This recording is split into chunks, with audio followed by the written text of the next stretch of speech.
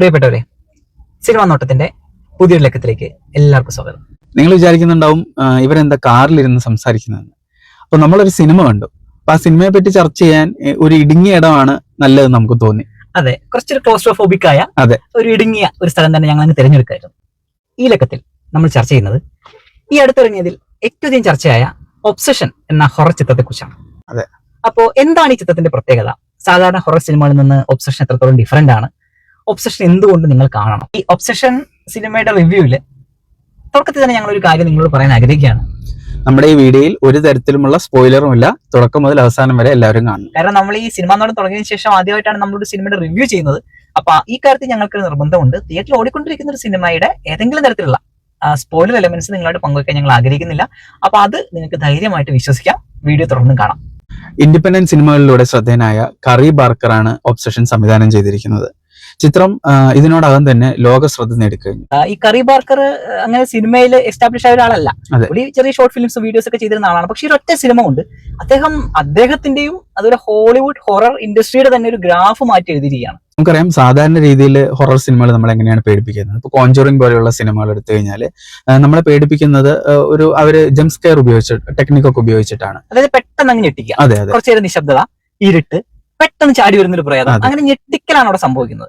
പക്ഷെ ഇവിടെ നമ്മുടെ ഒബ്സഷൻ എടുത്തു കഴിഞ്ഞാൽ അതിൽ അങ്ങനെയുള്ള ടെക്നിക്കുകൾ ഒന്നും ഉപയോഗിച്ചിട്ടില്ല എന്നുള്ളതാണ് സിനിമയുടെ ഒരു വളരെ അപൂർവമായിട്ട് ഒന്നോ രണ്ടോ രംഗത്തിൽ ഉപയോഗിച്ച അപ്പുറത്തേക്ക് ഇവിടെ പേടി കുറച്ചായിട്ട് ബിൽഡ് ചെയ്യാണ് ചെയ്യുന്നത്. എന്ന് വെച്ചാൽ കഥാപാത്രങ്ങളിലൂടെ, ഡയലോഗുകളിലൂടെ, സിറ്റുവേഷനിലൂടെ, ഏറ്റവും പ്രധാനപ്പെട്ട ലൈറ്റിംഗ് വളരെ മനോഹരമായിട്ട് ചെയ്തൊരു സിനിമയാണ്.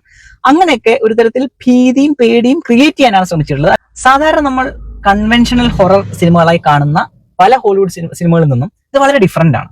ഇതൊരു ടിപ്പിക്കൽ പ്രേതം, പിശാജ്, ദൈവത്തിന്റെ ശത്രു, ആ നിലയ്ക്കല്ല ഈ സിനിമ പോകുന്നത്. ഇവിടെ മനുഷ്യർ തന്നെയാണ് നമ്മളെ പേടിപ്പിക്കുന്നത്. നേരത്തെ ഹരി പറഞ്ഞ പോലെ നമ്മളെ നരേഷനിലൂടെ നമ്മൾ ഈ ഭയം ജനിപ്പിക്കുകയാണ് ചെയ്യുന്നത്. അതായത് ഇവര് ശ്രമിച്ചിട്ടുള്ളത് അതിലൂടെ വളരെ സക്സസ്ഫുൾ ആണ്.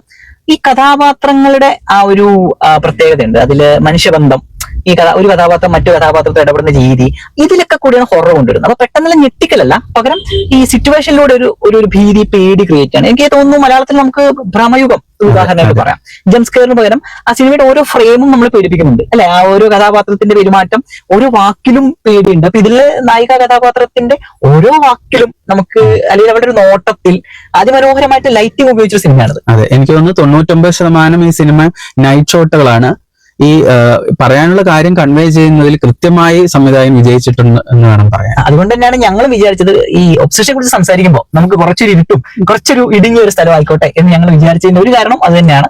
ഈ ഇന്റർനെറ്റ് കാലത്ത് ഒരു സെൻസിബിലിറ്റിയാണ് അദ്ദേഹം വളരെ കൃത്യമായിട്ട് അവതരിപ്പിച്ചിട്ടുള്ളതെന്നാണ് എനിക്ക് തോന്നുന്നത്. അതായത് ഈ ജെൻസി കാലത്ത് ഈ പണ്ട് കൺജൂറിലേക്ക് കാണുന്ന പോലെ ഈ കുരിശും പിടിച്ചുകൊണ്ട് പ്രയത്നിക്കാൻ വരുന്ന ആ കാഴ്ചകളൊന്നും ഇന്നത്തെ തലമുറ അങ്ങോട്ട് ആക്സെപ്റ്റ് ചെയ്യുന്ന എനിക്ക് തോന്നുന്നില്ല. അപ്പൊ അതിൽ നിന്നൊക്കെ മാറിക്കൊണ്ട് ഇന്നത്തെ ഈ ഒരു ടെക് ജെൻസി ഇന്റർനെറ്റിൽ ജനിച്ചു വീണ ആ യുവതലമുറയ്ക്ക് കൃത്യമായി കണക്ട് ചെയ്യാൻ പറ്റുന്ന തരത്തിലാണ്. അതായത് വളരെ മിനിമലിസ്റ്റിക് ആയിട്ടുള്ള അപ്രോച്ചാണ്. വളരെ കുറച്ച് കഥാപാത്രങ്ങൾ, പക്ഷെ അത് ഈ പറഞ്ഞ പോലെ വളരെ കൃത്യമായിട്ട് കമ്മ്യൂണിക്കേറ്റ് ചെയ്യാൻ സംവിധായകന് സാധിച്ചിട്ടുണ്ട്. അതാണ് ഓരോ സീനിലും ഹൊറർ കൊണ്ടുവരിക എന്നുള്ള അങ്ങനത്തെ അമിതമായിട്ടുള്ള യാതൊരു ആഗ്രഹം അദ്ദേഹത്തിനില്ല. പകരം ഈ കഥ പറഞ്ഞ് മുന്നോട്ട് പോകുന്ന ഒരു ആദ്യത്തെ അരമണിക്കൂറിൽ നമുക്കൊരു ഹൊറർ ഫീലേ വരുന്നില്ല. വൺസ് നിങ്ങൾ അതിലേക്ക് എൻ്റർ ആയി കഴിഞ്ഞാൽ പിന്നെ നിങ്ങൾ ആ വീടിനകത്താണ്. നിങ്ങൾ വളരെ ക്ലോസ്ട്രോഫോബിക് ആയ ഏത് നിമിഷവും ഒരു അപകടം സംഭവിക്കാവുന്ന അവസ്ഥയിലേക്ക്. ഇത് എനിക്ക് തോന്നുന്നു ഇംഗ്ലീഷ് ലിറ്ററേച്ചറിൽ പണ്ട് ഈ ഒരു അബ്സേർഡ് തിയേറ്റർ വന്ന സമയത്ത് തിയേറ്റർ ഓഫ് മെനസ് എന്നൊരു സംഗതി ഉണ്ടായിരുന്നു. തിയേറ്റർ ഓഫ് മെനസ് അഡ്രസ് ചെയ്യുന്നത് പിന്നെ രണ്ടാം ലോകമഹായുദ്ധത്തിന് ശേഷം മനുഷ്യർക്ക് ഉണ്ടായിരുന്ന ഒരു വല്ലാത്തൊരു ഭയമുണ്ട്. ഒരുപക്ഷെ ജപ്പാനിലെ അമേരിക്കയുടെ ആണവ ആക്രമണത്തിന് ശേഷം ഏത് സമയം ഒരു അപകടം വരാം, ഒരു പോസ്റ്റ് മോഡേൺ കാലത്തിൽ ഭീതിയാണല്ലോ. ആ തിയേറ്റർ ഓഫ് മെനസ് സംസാരിക്കാൻ ശ്രമിച്ചതും ഏത് സമയം അപകടം സംഭവിക്കാവുന്ന ഒരു നാടകങ്ങൾ, ആ കഥാപാത്രങ്ങളെല്ലാം തന്നെ അപകടങ്ങൾ പ്രതീക്ഷിച്ച് ജീവിച്ച ആൾക്കാരായിരുന്നു. മനുഷ്യനെ ഏറ്റവും കൂടുതൽ ഭയപ്പെടേണ്ടത് മനുഷ്യനെ തന്നെയാണ്. അതിനപ്പുറത്തോടെ ഒരു എക്സ്ട്രാ ഒരു സൂപ്പർ നാച്ചുറൽ ഹൊററും വരാനില്ല എന്നുള്ളൊരു തീം കൂടി അവിടെ വരുന്നുണ്ട്. ഈ സിനിമ ഉയർത്തുന്ന കുറച്ച് ചോദ്യങ്ങളുണ്ട്. രണ്ട് വ്യക്തികൾ തമ്മിലുള്ള പ്രണയത്തിൽ പരസ്പരം എത്രത്തോളം സ്പേസ് കൊടുക്കണം, സ്പേസിന്റെ ഒരു പ്രാധാന്യം, അതുപോലെ തന്നെ സ്നേഹം ഒരു ലിമിറ്റ് എത്തുമ്പോൾ അത് പൊസസീവ്നെസ് ആയി മാറുന്നുണ്ട്. സ്നേഹത്തിൽ ഒബ്സഷൻ വരുന്ന സമയത്ത് അല്ലെങ്കിൽ പൊസസീവ്നെസ് വരുന്ന സമയത്ത് ഇവർക്കിടയിൽ സ്പേസ് വല്ലാതെ ചുരുങ്ങുന്നുണ്ട്. എനിക്ക് തോന്നുന്നു ഈ പുതിയ കാലത്ത് ഈ ഒരു പല പ്രണയബന്ധങ്ങളിലും ഒരു പ്രശ്നമായിട്ട് ഒബ്സർവ് ചെയ്യാൻ നമുക്ക് പറ്റുന്ന ഒരു കാര്യം ഇത് തന്നെയാണ്, അല്ലെ? ഈ ഒരു ഒബ്സഷൻ അല്ലെങ്കിൽ ഒരു ടോക്സിസിറ്റി ഒരു പ്രണയബന്ധത്തിൽ വേണ്ടതാണോ എന്നുള്ളൊരു ചോദ്യം ഉണ്ട്. അത് ഈ സിനിമ അഡ്രസ് ചെയ്യുന്ന ഒന്നാണ്. പിന്നെ ഈ സിനിമയ്ക്ക് ഒരു ഇൻസ്പിറേഷൻ ആയിട്ട് നമുക്ക് കാണാൻ പറ്റുന്ന ഈ മങ്കീസ് പോ എന്ന് പറയുന്ന വളരെ ഫേമസ് ആയ ഒരു കഥയുണ്ടല്ലോ. അതായത് നിങ്ങൾക്ക് ഇഷ്ടപ്പെട്ട ഒരു വരം കിട്ടുന്നതും പിന്നീട് അത് നിങ്ങളുടെ ജീവിതത്തിനെ മാറ്റിമറിക്കുന്നതായിട്ടുള്ള ഒരു ക്ലാസിക് സ്റ്റോറിയാണല്ലോ അത്. അതിൽ നിന്നൊരു ഇൻസ്പിറേഷൻ ഇവിടെ കാണാനായിട്ട് സാധിക്കും. ഫ്രഞ്ച് സിനിമയായിട്ടുള്ള ദ സബ്സ്റ്റൻസും ഒരു പക്ഷേ നമുക്കൊരു കണക്ഷൻ കിട്ടുന്നുണ്ട്. കാരണം നമ്മൾ ഒരുപാട് കൊതിച്ച ഒരു അവസ്ഥയിലേക്ക് നമ്മൾ എത്തിക്കഴിഞ്ഞാൽ അത് നിങ്ങൾ വിചാരിച്ച പോലെ അല്ല പോകുന്നതെങ്കിൽ എന്താവും എന്നൊക്കെയുള്ള കുറച്ച് രസകരമായ ചോദ്യങ്ങൾ ഈ സിനിമ മുന്നോട്ട് വെക്കുന്നത്. ഈ മങ്കീസ് പോന്റെ കാര്യം പറഞ്ഞ പോലെ ആ ഒരു എലമെന്റ് മാത്രം പഴയ ഹൊറർ സിനിമയിൽ നിന്ന് എടുത്താണ്. എനിക്ക് തോന്നുന്നു അതൊരു കൺവെൻഷണൽ പാറ്റേണിന്റെ ഒരു ഭാഗമാണ്. നമ്മൾ എന്തെങ്കിലും ഒരു സാധനം നമ്മൾ ആഗ്രഹിക്കുന്നത് നമുക്ക് ഓപ്പോസിറ്റ് ആയിട്ട് വരുമ്പോൾ ഉണ്ടാകുന്ന പ്രശ്നങ്ങൾ, അത് എനിക്ക് തോന്നുന്നു നമ്മുടെ കൺവെൻഷണൽ ഹൊറർ സിനിമയുടെ.